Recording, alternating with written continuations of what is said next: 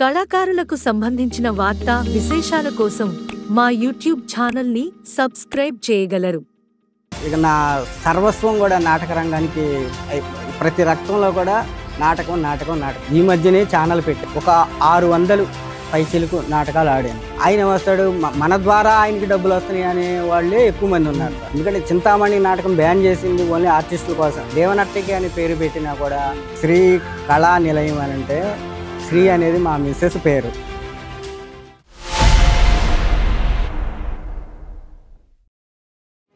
అతి తక్కువ సమయంలోనే ఎందరో కళాకారుల ప్రశంసలు పొందిన మన ఛానల్ సరికొత్త కార్యక్రమానికి శ్రీకారం చుట్టింది. నాటక రంగంలో ఎందరో కళాకారుల వాణి వినిపించేందుకు ప్రేక్షకుల ముందుకు రాబోతున్న ముఖాముఖి కార్యక్రమం కళావాణి.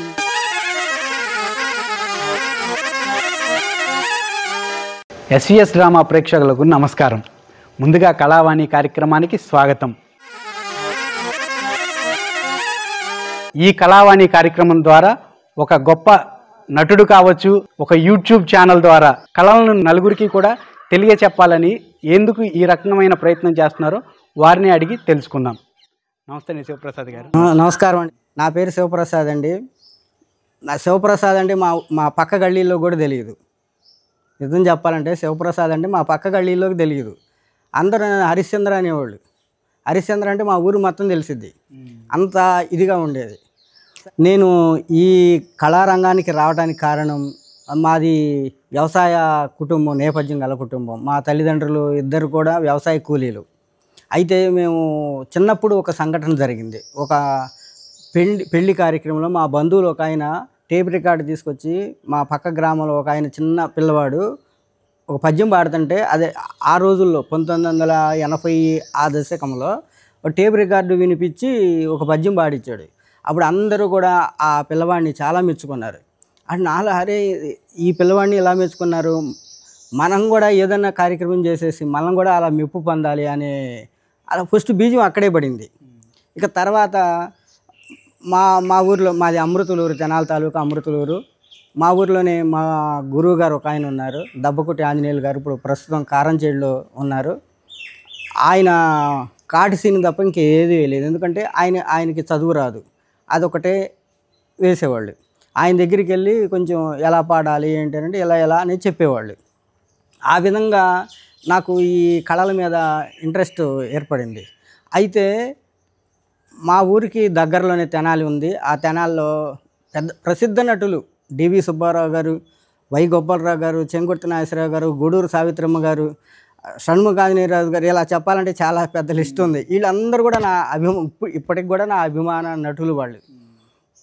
వాళ్ళవన్నీ చూసేటప్పటికి ఇక నా సర్వస్వం కూడా నాటక రంగానికి ప్రతి రక్తంలో కూడా నాటకం. ఒకానొక దశలో మా ఊరిలో మరీ నీకు ఇంత ఇంట్రెస్ట్ ఉంది, నీకు పిచ్చేడు అయిపోతావు అన్నంత కూడా ఉండేది. 1994 వరకు ఈ ఊరిలో ఉన్నాను. ఈ ఊరిలో ఉండి తర్వాత బ్రతుకు తెరువు కోసం హైదరాబాద్ జాబ్ కోసం వెళ్ళాను. అక్కడికి వెళ్ళిన తర్వాత మరి మనకు ఉన్నటువంటి ఈ వ్యామోహం అక్కడ కూడా ఏదైనా హార్మోని ఎక్కడన్నా తగిలితే మనసు అడిపీకేది. అలాగే నా అదృష్టవశాత్తు ఏజీ ఆఫీస్ అని రవీంద్ర భారతి పక్కన అలా జరుగుతుందని తెలిసింది. అక్కడికి వెళ్ళేవాడిని. కానీ హైదరాబాద్ వెళ్ళింది ఏంటంటే జీవనోపాధి కోసం. జీవనోపాధి ముఖ్యం. అందుకని నేను ఏ గురువు దగ్గర కూడా ఎక్కువ పూర్తి కాలాన్ని వినియోగించుకొని వాళ్ళ దగ్గర తరఫీదు పొందలేకపోయాను. ముఖ్యంగా క్యాసెట్లు విని మాత్రమే డివి సుబ్బారావు గారు కానీ, చెంకుర్తి నాగేశ్వరరావు వీళ్ళ క్యాసెట్లు వినే 90% నేర్చుకుంది వాళ్ళ క్యాసెట్ల వల్లనే. అసలు మీరు పూర్తిగా ఈ నాటక రంగంలోకి ఎప్పుడు వచ్చారు? అసలు ముఖానికి రంగు వేసుకున్నది మాత్రం 2013 రవీంద్ర భారతిలో శతరూప కార్యక్రమం జరుగుతుంది. ఆ రాళ్ళబండి కవితాప్రసాద్ గారు మాకు కొంచెం అవకాశం ఇచ్చారు. ఇలా ఔత్సాహికులను కూడా మనం కొంచెం ప్రోత్సహిద్దామనే కాన్సెప్ట్తో మాకు కూడా అవకాశం ఇచ్చారు. అక్కడ కాటిసీని ఏకపాత్ర వేశానండి. అది నా హైదరాబాద్లో ఫస్ట్ ముఖానికి రంగు వేసుకొని స్టేజీ మీద ప్రదర్శన చేయటం అది. అయితే మీరు ఏమన్నా ఆర్థికంగా కొంచెం బాగా ఉన్నవారు? ఆర్థికంగా మా తల్లిదండ్రులు ఇందాక చెప్పాను, మా తల్లిదండ్రులు ఇద్దరు వ్యవసాయ కూలీలు. దానివల్ల నేను ఒక గురువు దగ్గర విద్యాభ్యాసం చేయలేకపోయాను. ఇక స్వతహాగా క్యాసెట్లు విని మాత్రమే నేర్చుకున్నాను. హైదరాబాద్ వెళ్ళిన తర్వాత చాలామంది హార్మోనిస్టులు ఉన్నారు. వాళ్ళ దగ్గరికి వెళ్ళి ఇది ఏ రాగము అని చెప్తే పాపం వాళ్ళు కూడా ఇది కళ్యాణి, ఇది బీమ్ ప్లస్ ఇలా అంటే నేను ఇంకా ఓహో కళ్యాణి అంటే ఇలా ఉంటుందా, బీమ్ ప్లస్ అంటే ఇలా ఉంటుంది, వారణాసి కూడా బీమ్ ప్లస్సే, చెలియో చిలక కూడా బీమ్ ప్లస్సే, ఓహో ఈ ఆరోహణ అవరోహణ ఇది ఇలా సొంతంగా నేర్చుకున్నదే ఎక్కువ. నాటకం అనగానే ఏదో కాస్త కోస్త ఇస్తారు. మరి మీరు దీన్నే నమ్ముకుని దీని జీవనాధారంగా ఎట్లా చేసుకున్నారు మీరు? ఇది కేవలం వ్యామోహం అండి. ఈ ఏమంటారంటే మా నాటక భాషలో గుల అంటారు. ఈ భాషలో చెప్పాలంటే ఇంతే చెప్తారు. ఈ వ్యామోహం ఉంటే వాడికి ఆహారము నీరు ఏమీ అవసరం లేదు. అది అంతే. అలా హైదరాబాద్లో జాబ్ చేసేటప్పుడు చాలా సంస్థలోనే ప్రతి సంస్థలో కూడా యాక్ట్ చేశాను. అయితే నా యొక్క అనుభవం మా ఊర్లో వరకే. అక్కడికి వెళ్ళిన దాకా సముద్రం వెళ్ళిన తర్వాత నాకుగా నేను బేస్ చేసుకుంటే నాకు వచ్చింది చాలా తక్కువ అనిపించింది. అక్కడ పరిచయం అయ్యారు జనాలు, చాలామంది పరిచయం అయ్యారు. అసలు నటన అంటే ఏంటో తెలుసుకున్నాను. పరిషత్తుల్లో నంది నాటకాల్లో కూడా పాల్గొనే స్థాయికి వెళ్ళాను. తిరుపతి మహతి ఆడిటోరియంలోకి వెళ్ళాను. శ్రీశైలము, శ్రీకాళహస్తి, కర్నూలు జీవిజీ కళాక్షేత్రం, మా ఊళ్ళమ్మ, అన్ని రాష్ట్రంలో పెద్ద పెద్ద వాటిల్లో అన్ని చోట్ల ప్రదర్శన చేశాను. దీనికి కారణం ఏంటంటే మా సహనటులు ప్రోత్సాహం మరువలేనిది. హైదరాబాద్లో హరినాథ్ గారు అని ఆయన ప్రతిదీ అలా కాదు ఇలా కాదని చెప్పటం నేను మర్చిపోలేని నాకు మంచి స్నేహితుడు. అలా ఈ రంగంలోకి వచ్చానండి. ఈ రంగంలోకి వచ్చినాక నేను డ్యూటీ చేసేటప్పుడు అది మా సాఫ్ట్వేర్ రంగం ఉండేది, ఆటోక్యాడ్. అది చేసేటప్పుడు నాటకాలు జనాలు పిలిచేవాళ్ళు. నాటకాలకు వెళ్ళాలంటే ఆఫీస్ పని ఉండేది. అందుకని నేను దీనికి రెండింటికి సమన్వయం చేసుకోలేక బాధపడతా ఉండేవాడిని. మా సార్ అనేవాడు, నాటకం కావాలా నీకు డ్యూటీ కావాలా, ఏం చెప్పాలి, బ్రతకటానికి డ్యూటీ కావాలి, మరోవైపు ఏమన్నా ఇది కావాలి. అందుకని చెప్పి ఇలా అనుకునేవాడిని. అలా అనుకునేటప్పుడు నాకు ఒక ఐడియా వచ్చింది. అరే నాకు ఇంత ఇదిగా ఉన్నాను, నాలాంటి ఎంతోమంది కళాకారులు ఇలా బయటికి రావటం లేదు. కళాకారులు అంటే ప్రతి వాళ్ళు నన్ను చూడాలని అనుకుంటారు. అప్పుడు అనుకున్నాను, మనలాగా ఎంతోమంది ఇలా ఉన్నారు కదా, మనం కనుక మన ఊరు వెళ్ళి ఒక ఛానల్ కనుక మెయింటైన్ చేసి, ఎంతోమంది కళాకారులు ఉన్నారు, వాళ్ళు ప్రదర్శన చేయాలంటే ఒక నాటకం చేయాలంటే 30,000 40,000 అయ్యిద్ది. కానీ మన ఛానల్ ద్వారా ఏదో చిన్న నాటకం వేస్తే మన ఛానల్ ద్వారా వాళ్ళని ప్రపంచానికి పరిచయం చేయొచ్చు అనే కాన్సెప్ట్తో ఒక ఛానల్ కూడా పెట్టాను సార్. అలా పెట్టి మరి నాకు ఆర్థికంగా చేయాలంటే ఇన్స్ట్రుమెంట్స్ అన్నీ ఉండాలి. నా ఫోన్ ఒక్కటే చూసుకున్నాను, యూట్యూబ్లో చూసి మాకు ఫోన్ ఒకటి ఉంటే చాలు అని చెప్పి అనే కాన్సెప్ట్ నచ్చింది. ఆ ఫోన్ ద్వారా తీసుకొని ఎక్కడ నాటకం ఉంటే అక్కడికి వెళ్ళేవాడిని. అలా చాలామంది నటుల్ని నేను పరిచయం చేశాను. ఇప్పుడు ఎన్ని సంవత్సరాలు అవుతుంది ఈ ఛానల్ మీరు మొదలుపెట్టి? కరోనా తర్వాత సార్ 2020 జనవరి 26 స్టార్ట్ చేయటం అంటే ఎప్పుడో చేశాను, 2006లోనే చేశాను. కానీ దాని గురించి ఏం తెలియదు. అలా 2 వీడియోలు పెట్టాను, వదిలేసేసాను. అప్పటికే 5 లక్షలు అయినాయి. 1,00,000 మంది వ్యూస్ అయిపోయారు, చాలామంది అయిపోయారు. కానీ దీని మీద పర్టికులర్గా చేయటం, పూర్తిగా చేసేది మాత్రం 2020 జనవరి 26 నుంచి స్టార్ట్ చేశాను సార్. అసలు ఈ శ్రీకళా నిలయం అని ఒక టైటిల్ పెట్టారు దానికి. అసలు ఆ టైటిల్ ఎందుకు పెట్టాలనిపించింది ఏంటి? టైటిల్ ఎందుకు అని అంటే, శ్రీ కళా నిలయం అని అంటే, శ్రీ అనేది మా మిస్సెస్ పేరు, జయశ్రీ. అందుకని ఆమె పేరు ఏం చేసినా కూడా ఆమె పేరులో ఏదో కొంత మంచి తగిలిద్ది అనే సెంటిమెంట్ కొంత ఒకటి. రెండోది, నేను కళలను పరిచయం చేస్తున్నాను కాబట్టి కళా పెట్టుకుందాం. ఈ 2 సమన్వయం చేసి ఈ రెండిటికి నిలయమైనటువంటిది నా ఛానల్ కాబట్టి కళా నిలయం అని పెట్టాను. ఎలా అసలు ఇప్పుడు ఆదరణ ఏమన్నా మీకు లభించిందా యూట్యూబ్ ఛానల్ స్టార్ట్ చేసినప్పుడు కానివ్వండి? ఆదరణ ఉందండి. రాను రాను కూడా ఇదే ఉంటుంది. అయితే ఇప్పుడు ఇదే యూట్యూబ్ ఛానల్ చాలా మందికి ఉన్నాయి, చాలా రకాలుగా ఉన్నాయి. మీరంటూ నాటకాల పరంగా ఒక యూట్యూబ్ ఛానల్ స్టార్ట్ చేశారు. కొంతమంది కమిటీల దగ్గర కానివ్వండి, లేకపోతే ఇలా ఏమన్నా వాళ్ళ నుంచి ఏమన్నా ఎదుర్కోవటం కానివ్వండి, ఏమన్నా జరిగిందంటారా? అవునండి, మంచి ప్రశ్న.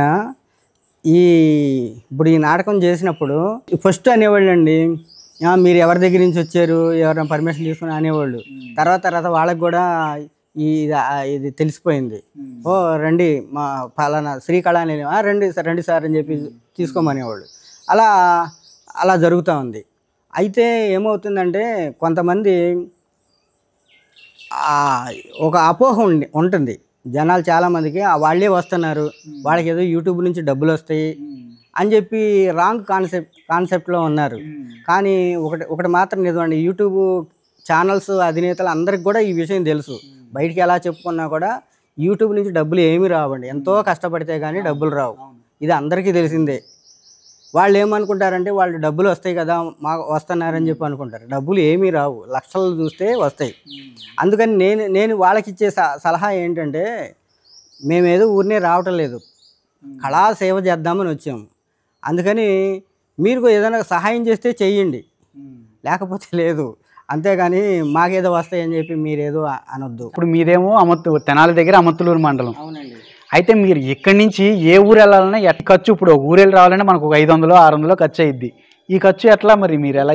సొంత డబ్బులే సార్, సొంత డబ్బులతోనే వెళ్తాము. బస్సు లేదా ట్రైను, ఈ రెండు వెళ్తాము. అక్కడ ఎవరో ఒకళ్ళు ఆర్టిస్టులు కావచ్చు, ఎవరో కొంత మనకి కనీసం ఛార్జీలు కన్నా ఇస్తారు, అవి సరిపోతాయి. ఒకవేళ ఇవ్వకపోయినా కూడా మనమేమి వాళ్ళని బలవంతం చేయము. మనం వచ్చింది ఎందుకంటే కళాసేవ చేద్దాము. ఎంతోమంది కళాకారులు, వెలికి రానిటువంటి కళాకారులని పైకి తీసుకొద్దామనే కాన్సెప్ట్తో వచ్చాం. కాబట్టి ఒక 10 రూపాయలు పడినా కూడా పర్వాలేదు అనుకునే కాన్సెప్ట్తోనే వచ్చాను సార్. ఇప్పుడు ఈ కళాకారుల నుంచి మీకేమన్నా ప్రోత్సాహం లభించిందా, లేకపోతే అన్ని ఎదురు దెబ్బలే అంటారా? నిజంగా చెప్పాలంటే మిక్సింగ్, ఎదురు దెబ్బలే ఎక్కువ ఉంటాయి. ఎందుకంటే వాళ్ళు కూడా అరే మనల్ని తీస్తున్నారు కదా, మనకి ప్రచారం అవుతుంది, కానీ దాంట్లో ఉన్న ఆర్టిస్టులు చాలా తక్కువ.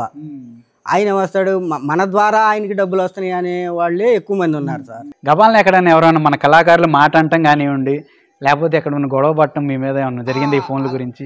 అలా ఏమి ఇంతవరకు లేదు సార్. మమ్మల్ని ఎక్కడికి వెళ్ళినా కూడా కొంచెం ఆదరిస్తారు, కొంచెం గౌరవంగా చూస్తారు. సార్ రండి సార్, మీ వల్లనే మాకు ఇంత ప్రచారం అవుతుంది, 4 కిరాయి పెంచుకొని అని ఇలా వస్తా, 4 ప్రోగ్రామ్స్ ఉన్నాయి అని చెప్పి ఇలా అన్న వాళ్ళు కూడా చాలామంది ఉన్నారు. నేనంటే చాలా అభిమానంగానే ఉంటారు. అయితే ఇటీవల కళాకారులే చాలామంది తమ ఫోన్లతో ఎక్కువ యూట్యూబ్ పెట్టుకుంటా ఉన్నారు, యూట్యూబ్లో వీడియోలు. దీనివల్ల మీ మీద ఏమైనా ప్రభావం పడిందా?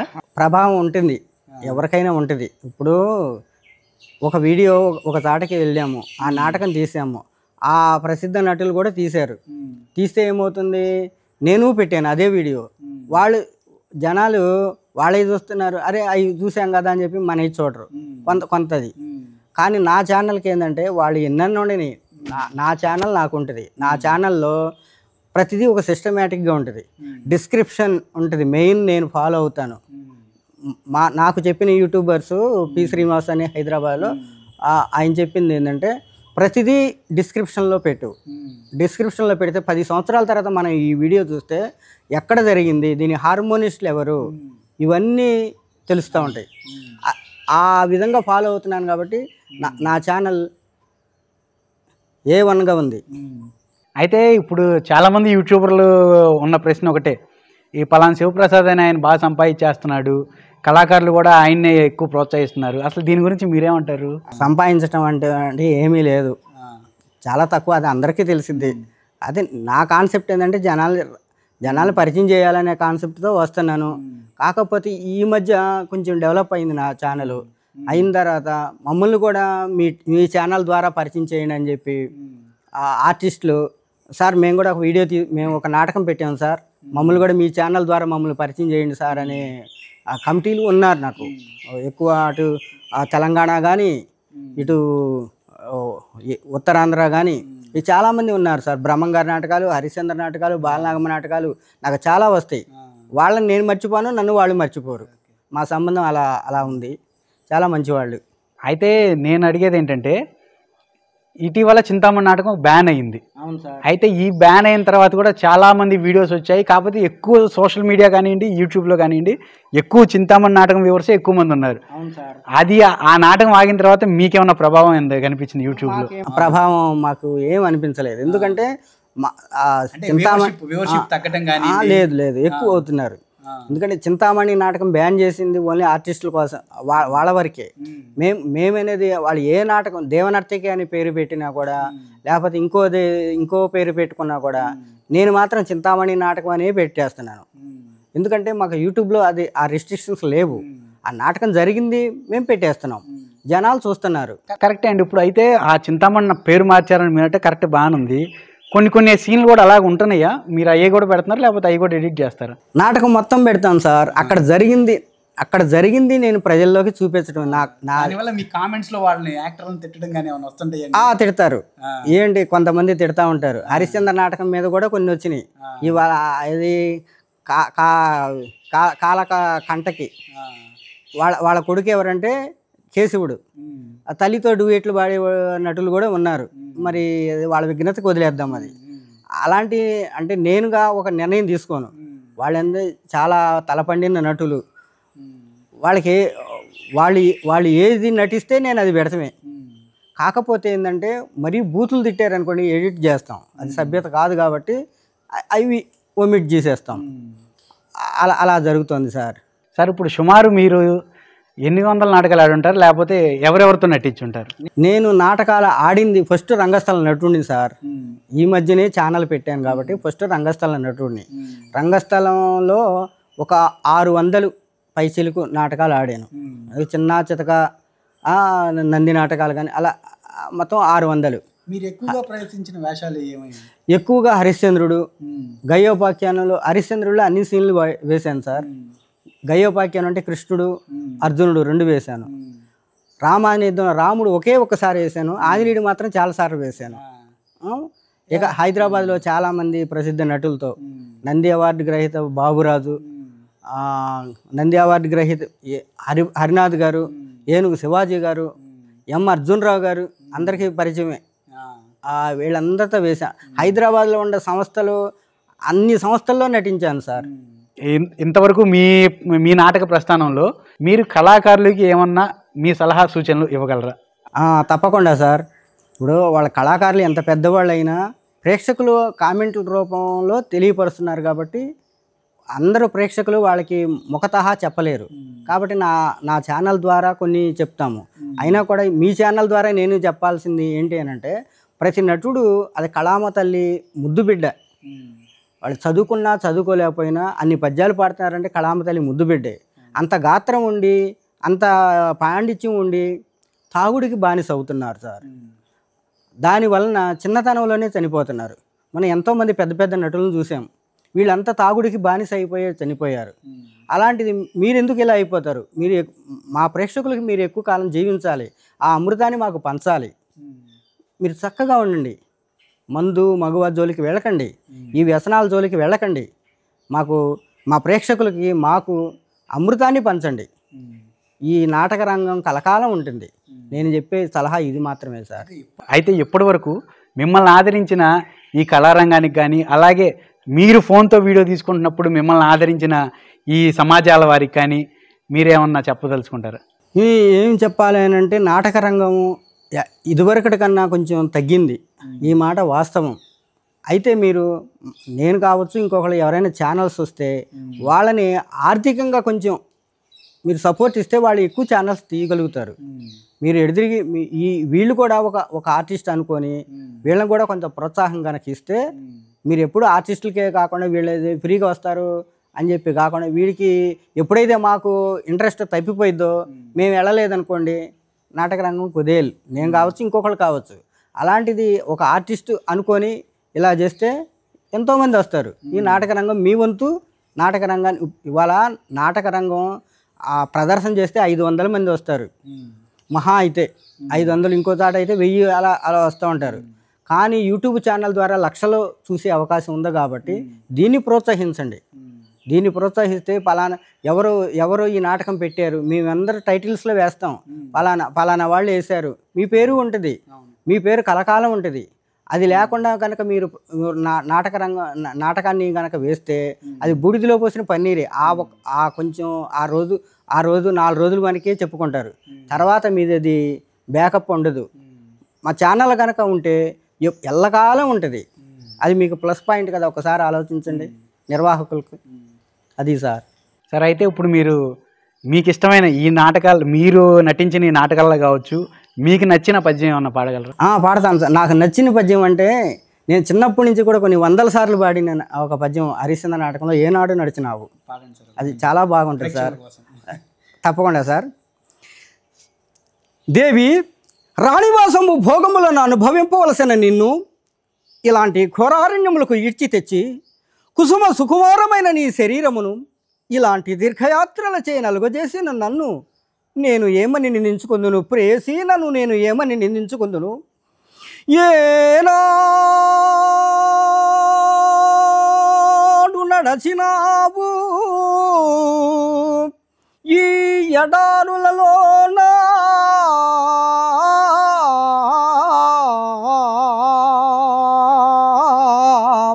సలలిత సలలిత ఆరామ సీమలనే గాని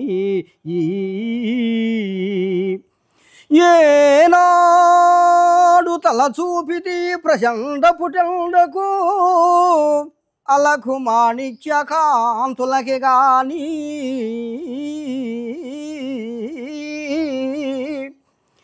ఏనాడు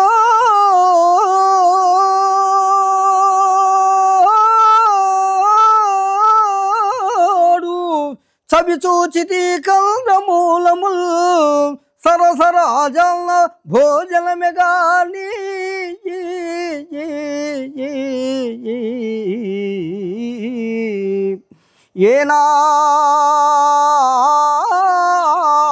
ఏనాడు చెవి చేర్చిది క్రూర మృగరుతుల్ లీలా సుఖాలాపాళి గాని కటకట అకట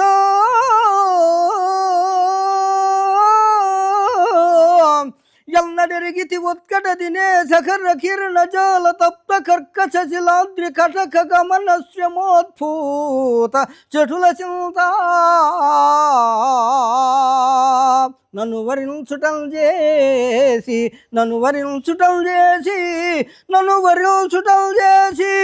ఈనాడు గాని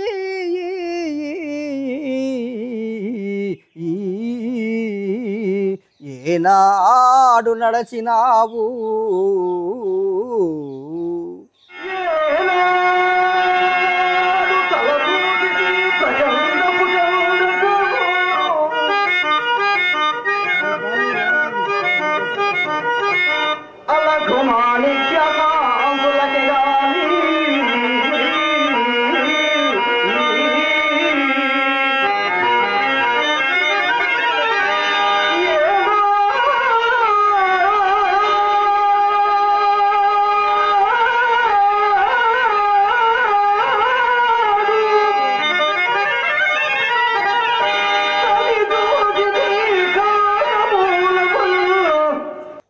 సార్. ఈ పద్యం అనేది అసలు పర్టికులర్ గా ఎక్కడ వస్తుంది? ఏ సీన్ లో ఉంటుంది? అడవి సీన్లో సార్.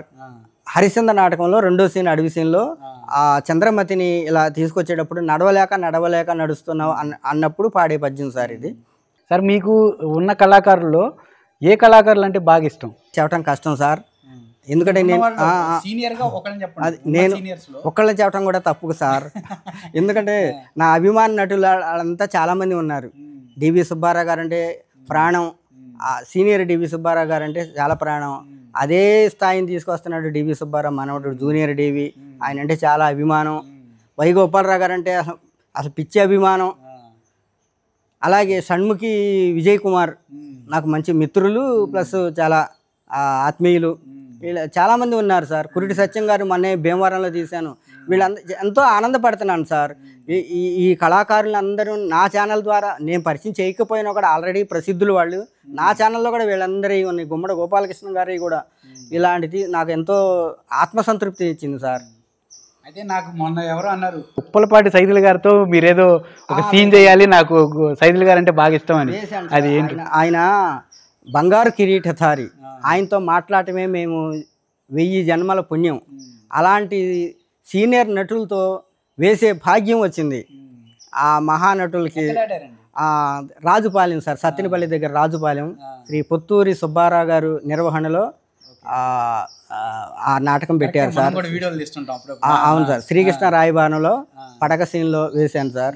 ఆయన స్టేజీ మీద ఉన్నప్పుడు కూడా అది ప్రేక్షకులకు వినపడదు కానీ నాకు బాగా పాడు అని ఎంజాయ్ చేసే అని ప్రోత్సహించారనమాట. ఆయన చాలా మంచి నటులు. జూనియర్స్కి కూడా నువ్వు బాగా పాడని ఇవాళ ఎవరు ఉండరు సార్. అలా ఏదైనా పాడితే దానికి వచ్చినంత వరకే. తర్వాత కనుక మనం ఆ ఫీల్డ్లోకి వచ్చిన తర్వాత వీడు నాకన్నా వెళ్ళిపోతున్నాడు ఇలా పాడతానని నిరుత్సాహపరిచేది. కానీ ఆయన అలా కాదు, ప్రోత్సహించే వ్యక్తుల్లో చాలా మంచి వ్యక్తి. బాగా వచ్చిందండి మన సీన్, అది చాలా బాగా వచ్చింది సార్. ఏమన్నారు? చాలా అభినందించారు సార్. ప్రేక్షకులు కూడా చాలా అభినందించారు. నా జీవితంలో కాంబినేషన్లో ముఖ్యంగా కమిటీ వారు పెట్టడం అనేది చాలా అవును సార్. వాళ్ళు కూడా అంటే నేను ఛానల్ నిర్వాహకుని అని మాత్రమే వాళ్ళకి తెలుసు, నటుని అని తెలియదు, ఎక్కువ తెలియదు.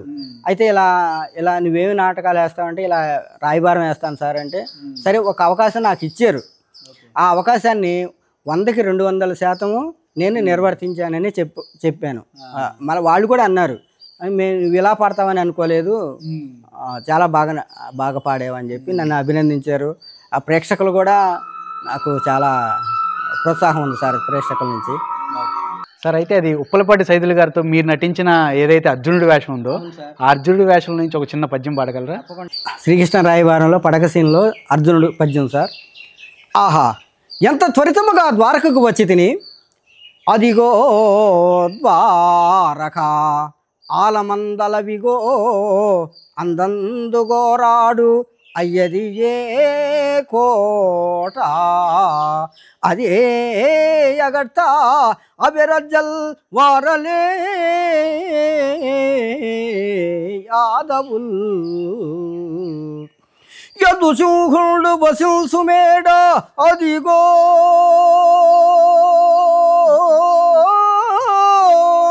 నాలానదంథావళాభ్యుదయం వైవరమందురాంధర తురంగో చండమై పర్వెడి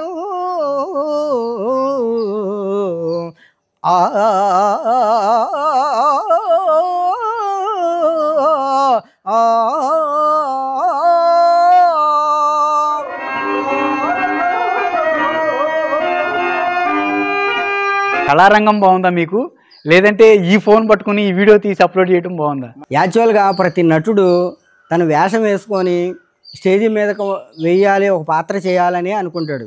కానీ నాకు ఎందుకో కానీ అన్ని పాత్రలు వేశాను సార్, సంతృప్తినిచ్చింది. హరిశ్చంద్రుడు, రాముడు, కృష్ణుడు, అర్జునుడు, ఇవన్నీ పాత్రలు ఆంజనేయుడు, ఈ పాత్రలు అన్నీ వేసినాక నాలో చాలు అనిపించింది. ఇలాంటి నటుల్ని ఎంతోమంది నాలాగా పరిచయం కానీ ఎంతోమంది నటులు ఉన్నారనే కాన్సెప్ట్తో వచ్చాను కాబట్టి నాకు ఈ రంగమే బాగుంది సార్. ఇంకొకటి ఏంటంటే నటనా రంగంలోకి వెళ్ళినప్పుడు ప్రతి నాటకానికి రిహార్సల్స్కి వెళ్ళాలి కంపల్సరీ. ఎందుకంటే మన గాత్ర సౌలభ్యం చూసుకోవడానికి రిహార్సల్స్కి వెళ్ళాలి. దీంట్లో అది ఏం లేదు సార్. బాగున్నా బాగుండిపోయినా కొంచెం జ్వరం వచ్చినా కూడా వెళ్ళి అలా నిద్ర కాస్తే చాలు. ఎన్నో నిద్రలేని రాత్రులు గడుపుతున్నాం. నాలాంటి ఛానల్స్ నిర్వాహకులు అందరూ ప్రతి నాటకానికి వాళ్ళు నిద్రలేని రాత్రులు గడుపుతున్నారు. అదొకటే ఇక్కడ మైనస్ తప్ప ఇదే బాగుంది సార్. నాకు చాలా సంతృప్తినిచ్చింది. ఇంట్లో సపోర్ట్ ఏంటంటే నీకు ఆదాయం లేకుండా ఎవరినా తీసావు, ఎప్పుడు ఏదో పని చూసుకోవచ్చు కదా అని అంటారు. అందుకని అది కొంత ఏంటంటే కొంత వాస్తవమేను. వాళ్ళు ఇంట్లో ఏంటంటే బతకడానికి మరి ఏదో జాబ్ చేయాలి.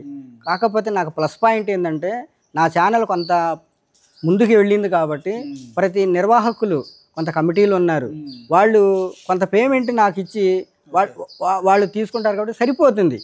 నాకు అలా ఆ విధంగా బతకడానికి సరిపోతుంది. నాకు 40,000 30,000 రెమ్యూనరేషన్ అవసరం లేదు, కానీ నాకు బతకడానికి సరిపోతుంది సార్. అయితే మీరు ఇదే కాకుండా పొలం పని చేస్తారా? లేకపోతే ఉంది సార్, వ్యవసాయం ఉంది, దాంట్లో మొక్కలు పెంచుకొని అలా అది బతకడానికి అదే ఎక్కువ. ఎంతమంది పిల్లలండి? 2 పిల్లలు సార్. 2 పిల్లలు, మేము మొత్తం 4. పర్వాలేదు సార్. పిల్లలు ఏం చదువుతున్నారు? పెద్ద ఆయన డిగ్రీ అయిపోయింది సార్. చిన్న ఆయన డిప్లొమా చదువుతున్నాడు సార్. చిన్న ఆయన కూడా నటన రంగంలో ఉన్నాడు. ఆయన కూడా చిన్న చిన్న పాత్రలు వేశాడు. లోహితాసుడు మరలా. అయితే మీరే ఇన్ని ఇబ్బందులు పడ్డామని చెప్తున్నారు, మరలా మీ పిల్లలు. అందుకని ఏం చెప్పాను సార్, మా పిల్లల్ని నాటక రంగం వద్దని చెప్పాను సార్. అదే చిన్న పిల్లవాడు కాబట్టి ఆడు కొంచెం ఇంట్రెస్ట్తో ఉంది కాబట్టి కొన్ని వేశాడు. ఇక ఫ్యూచర్లో నీ ఈ నాటక రంగం వద్దనే చెప్తున్నాను సార్.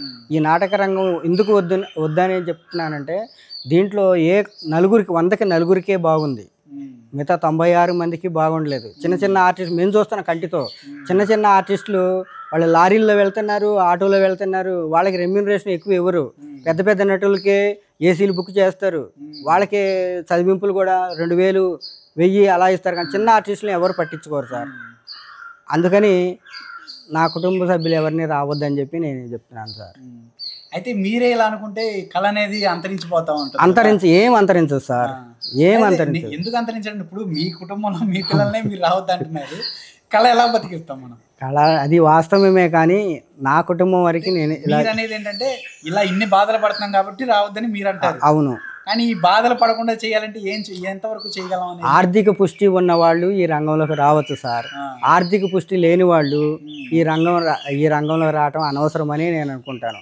ఎందుకంటే చిన్న చిన్న ఆర్టిస్టులు ఎవరు పట్టించుకోరు. మరి వాళ్ళు బతకాలంటే డబ్బు కావాలి. చిన్న ఆర్టిస్టులకి ఆ సౌలభ్యం లేదు. కాబట్టి ఇప్పుడు ఏదైనా ఒక పాత్ర నేర్చుకోవాలంటే హార్మోనిస్ట్ని పోషించాలి. ఆ పోషించాలంటే కూలి పనికి వెళ్ళి పోషించుకోవటం అనేది సాధ్యం కాదు. అందుకని ధనవంతులకే ఇది సాధ్యం సార్.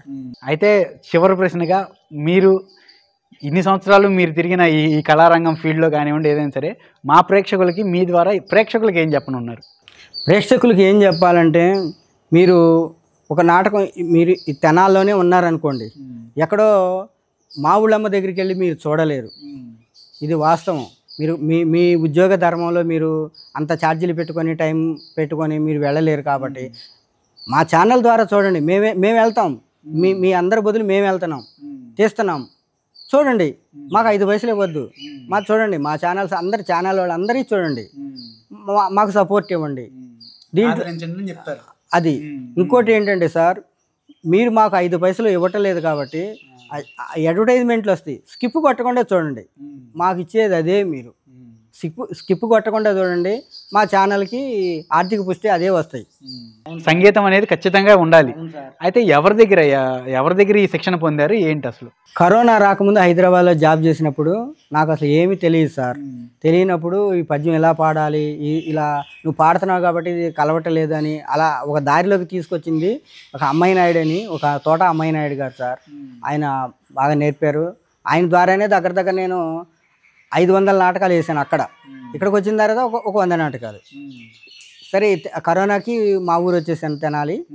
ఇక్కడికి వచ్చిన తర్వాత నక్షత్రకుడు నేర్చుకున్నాను సార్. ఆ ఒక్క పాత్ర హరిశ్చంద్రుడు వద్దు, చాలామంది ఉన్నారు, నక్షత్రుడు అయితే నీ గాత్రానికి బాగుంటుంది అని చెప్పి నాకు నిజంగా చాలా తండ్రి లాంటి వారు ఆయన. సిద్ధయ్య గారు, ఆయన పెద్ద మహామహులు, విజయరాజు గారికి చెంకుర్తి నాగేశ్వరరావుకి వాయించారు. ఆయన నాకు శాస్త్రీయంగా నేర్పారు సార్. అదే నేను చాలా సార్లు వేశాను, చాలా మంచి పేరు వచ్చింది. అంతా ఆయన తలవే సార్. చూశారు కదా, ఇది కళావాణి కార్యక్రమం. కళల పట్ల తనకున్న మమకారాన్ని, కళాకారుల పట్ల తమకున్న అభిమానాన్ని శ్రీకళా నిలయం యూట్యూబ్ ఛానల్ అధినేత శివప్రసాద్ గారి మాటల్లో విన్నాం. మరోసారి మరో కళావాణి కార్యక్రమంలో కలుసుకుందాం. అంతవరకు సెలవు.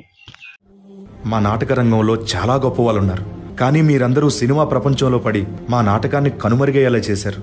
అయినా సినిమా పుట్టిందే మా నాటకం నుంచి, సినిమా నటులు వచ్చిందే మా నాటక రంగం నుంచి. దానిని మర్చిపోతే ఎలా సార్? ఇప్పటికైనా మా నాటక రంగాన్ని గుర్తించండి, ఆదరించండి, మా నాటకాన్ని బ్రతికించండి.